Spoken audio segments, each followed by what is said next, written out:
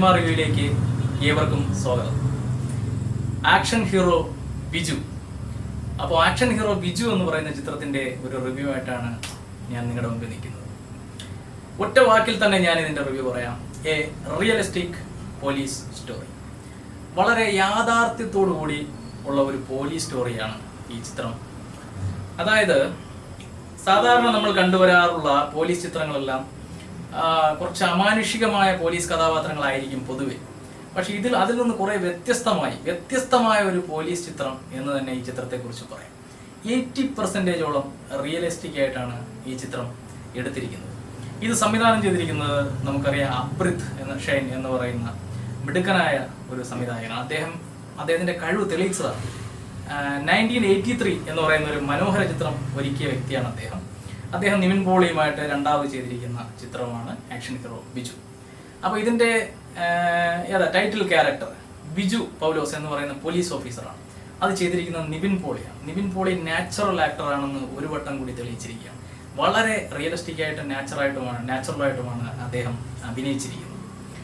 അപ്പോൾ ഇതിന്റെ ഒരു ഇതിവൃത്തം എന്ന് പറയുന്നത് നമ്മുടെ നാട്ടിൽ നടക്കുന്ന സംഭവങ്ങൾ തന്നെയാണ്. നാട്ടിലെ ഒരു പോലീസ് സ്റ്റേഷൻ, അവിടെ എന്തൊക്കെ നടക്കുന്നു അതുപോലെ. അപ്പോൾ അതായത് ബിജു പൗലോസ് എന്ന് പറയുന്ന ഒരു പോലീസ് ഓഫീസറുടെ മുമ്പിലേക്ക് വരുന്ന പരാതികൾ, വരുന്ന പെറ്റീഷൻസ്, അതിനെ അദ്ദേഹം ഏത് രീതിയിൽ കൈകാര്യം ചെയ്യുന്നു, എങ്ങനെ അത് പരിഹരിക്കുന്നു എന്നുള്ളതാണ് ചിത്രത്തിന്റെ പ്രമേയം.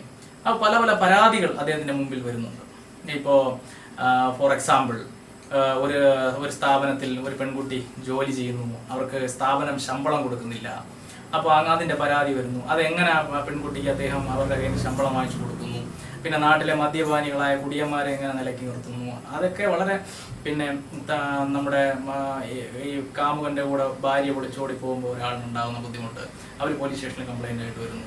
അപ്പോൾ അതൊക്കെ എങ്ങനെ ഇദ്ദേഹം പരിഹരിക്കുന്നു എന്നുള്ളതാണ് ഇതിന്റെ പ്രമേയം.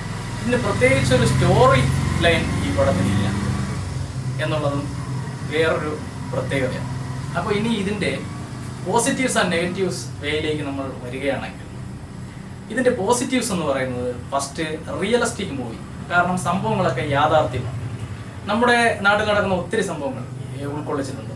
പിന്നെ നമ്മൾ ഇതിനകത്ത് സിനിമാ താരങ്ങളായിട്ട്, സാധാരണ സിനിമയിൽ വരുന്ന ആൾക്കാരെല്ലാം മേക്കപ്പ് ഇട്ട് സിനിമാ താരങ്ങളായി ഗ്ലാമറസ് അങ്ങനെയൊന്നുമില്ല. നമ്മുടെ സാധാരണ നാട്ടിൽ കാണുന്ന സാധാരണ ജനങ്ങൾ ഒത്തിരി പേര് ഈ ചിത്രത്തിനകത്തുണ്ട് എന്നുള്ളത് ഈ ചിത്രത്തിന്റെ ഏറ്റവും വലിയ ഒരു ഹൈലൈറ്റ് ആണ്.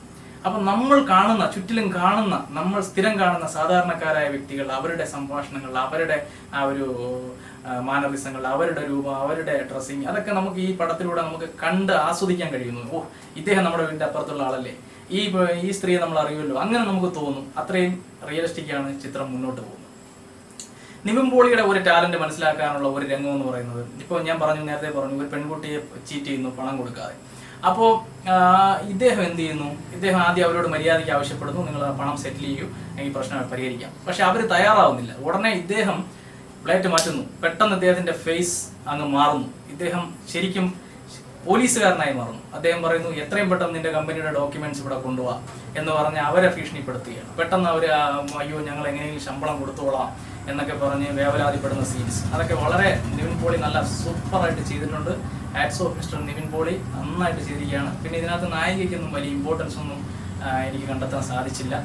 പിന്നെ വേറൊരു കാര്യം പറഞ്ഞാൽ, ഇതിലൊരു ഗുണപാഠമുണ്ട് ഈ ചിത്രത്തിൽ. ഞാൻ പറയാൻ വന്ന ഏറ്റവും വലിയ ഹൈലൈറ്റ് അതാണ്.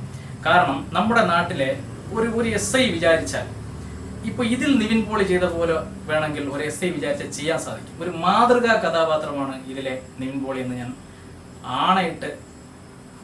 അടിവരയിട്ട് പറയുകയാണ്. കാരണം എന്തെന്ന് പറഞ്ഞാൽ, നമ്മുടെ സാധാരണ വരുന്ന പോലീസ് സ്റ്റോറികളൊന്നും നമ്മുടെ നാട്ടിലെ ഒരു SIക്കോ അതിലെ ഒരു കഥാപാത്രത്തെ പോലെ ആവാൻ സാധിക്കില്ല. കാരണം MLA ഓടിക്കുന്നു, മന്ത്രിയെ വരട്ടുന്നു, ഡയലോഗ് പറയുന്നു, അതൊക്കെ നടപടിയില്ലാത്ത കാര്യങ്ങളാണ് നമ്മുടെ പച്ച മലയാളത്തിൽ പറഞ്ഞാൽ. പക്ഷേ ഇതിൽ നിവിൻ പോളി ചെയ്യുന്നത് സാധാരണക്കാരെ രക്ഷിക്കാൻ, സാധാരണക്കാർക്ക് നീതി കിട്ടാൻ നിയമത്തെ ഏത് രീതിയിൽ ഉപയോഗിക്കാം എന്ന് നിവിൻ പോളി ഈ ചിത്രത്തിലൂടെ കാണിച്ചു തരികയാണ്. നമ്മുടെ നാട്ടിലെ കുറച്ച് പോലീസുകാരെങ്കിലും അത് കണ്ടുപിടിച്ചാൽ നല്ലതായിരിക്കും. കുറേയൊക്കെ അതൊരു 80% നമുക്ക് പ്രാവർത്തിയാക്കാൻ പറ്റുന്ന കാര്യങ്ങളാണ്.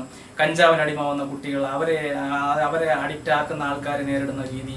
പിന്നെ ഇതിൽ വേറൊരു കാര്യം പറയാൻ, സുരാജ് വെഞ്ഞാറമൂട് എക്സലന്റ് ആയിട്ട് അഭിനയിച്ചിരിക്കുകയാണ്. അദ്ദേഹത്തിന്റെ കഥാപാത്രം വളരെ മനോഹരമായിരുന്നു. സ്വന്തം ഭാര്യ ഒരു കൂടെ ജോലി ചെയ്യുന്ന ഒരുത്തിന്റെ കൂടെ ഇറങ്ങിപ്പോകുമ്പോൾ സാധാരണക്കാരനായ ഒരു മേസ്തിരി, ഒരു തൊഴിലാളി എങ്ങനെ വേദനിക്കുന്നു, എങ്ങനെ നെഞ്ചുപൊട്ടി കരയുന്നു എന്ന് സുരാജ് ഇതിൽ നമുക്ക് കാണിച്ചു തരുന്നുണ്ട്. അങ്ങനെ കുറേ വന്നു പോകുന്ന നല്ല കഥാപാത്രങ്ങൾ, അതിൻ്റെ മനോഹാരിത, അതൊക്കെയാണ് ഇതിൻ്റെ പോസിറ്റീവ്.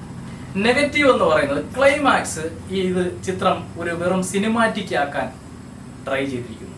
അതായത് ഒരു ഫൈറ്റ്, നിവിൻ പോളി കുറച്ച് ഓവറായിട്ട് ക്ലൈമാക്സിൽ ഫൈറ്റ് ചെയ്യുന്നു. നമ്മുടെ സുരേഷ് ഗോപി മോഡലിൽ കുറേ ഡയലോഗ് പറയാൻ ശ്രമിക്കുന്നു. അതൊക്കെ കുറച്ച് നെഗറ്റീവായി പോയി. ക്ലൈമാക്സ് നെഗറ്റീവ് തന്നെയാണ്. കാരണം വളരെ മനോഹരമായിട്ട് വന്നിട്ട് പിന്നെ ഇതിനകത്ത് നല്ലൊരു ത്രെഡ്, വേറെ എന്തെങ്കിലും വലിയ സ്ട്രോങ് ആയിട്ടൊരു ഒരു വിഷയം ഇതിനകത്ത് കൊടുക്കാമായിരുന്നു. അത് കൊടുത്തിട്ടില്ല. ഒരു വലിയൊരു കഥയില്ല എന്നുള്ളതും ഒരു നെഗറ്റീവ് പോയിന്റാണ്. എന്തെങ്കിലും ഒരു കഥയെ ബേസ് ചെയ്ത് മുന്നോട്ട് പോയിരുന്നെങ്കിൽ കുറെ കൂടി നന്നാവുമായിരുന്നു എന്ന് തന്നെയാണ് എൻ്റെ അഭിപ്രായം. പ്രേക്ഷകർക്ക് ചിത്രം ഈ പറഞ്ഞ സംഭവങ്ങളൊക്കെ എല്ലാം ഇഷ്ടമാവുന്നുണ്ട്. ക്ലൈമാക്സ് അത്ര കണ്ട് ആരും ആസ്വദിക്കുന്നില്ല. ഓവർ ഫൈറ്റും കുറച്ച് കാര്യങ്ങളൊക്കെ ആയിപ്പോയി. അതാണ് അതിൻ്റെ ഒരു നെഗറ്റീവ് പോയിന്റ്. എന്തായാലും ഈ ചിത്രം എല്ലാവരും കാണണം. റിയലിസ്റ്റിക് മൂവി ഇഷ്ടപ്പെടുന്നവർക്ക് ഈ ചിത്രം ഇഷ്ടമാകും എന്ന് തന്നെയാണ് എൻ്റെ അഭിപ്രായം. അപ്പോൾ എല്ലാവരും ചിത്രം തിയേറ്ററുകളിൽ ഓടുന്നുണ്ട്. കുറേശ്ശെ മൗത്ത് പബ്ലിസിറ്റിയിലൂടെ ചിത്രം വളരുന്നുണ്ട്. ഇങ്ങനെയുള്ള റിയൽ പോലീസ് സ്റ്റോറികൾ ഇഷ്ടപ്പെടുന്നവർക്ക് ഈ ചിത്രം തീർച്ചയായും ഇഷ്ടപ്പെടും. ഓക്കെ, അപ്പോൾ ഞാൻ ഈ ചിത്രത്തിന് നൽകുന്ന മാർക്ക് എന്ന് പറയുന്നത്, ഒരു റിയലിസ്റ്റിക് മൂവി എന്നുള്ള വേയിൽ പറയുകയാണെങ്കിൽ ഔട്ട് ഓഫ് 10 ഒരു 7.5 മാർക്കാണ് ഞാൻ ഈ ചിത്രത്തിന് നൽകുന്നത്. നന്ദി, നമസ്കാരം.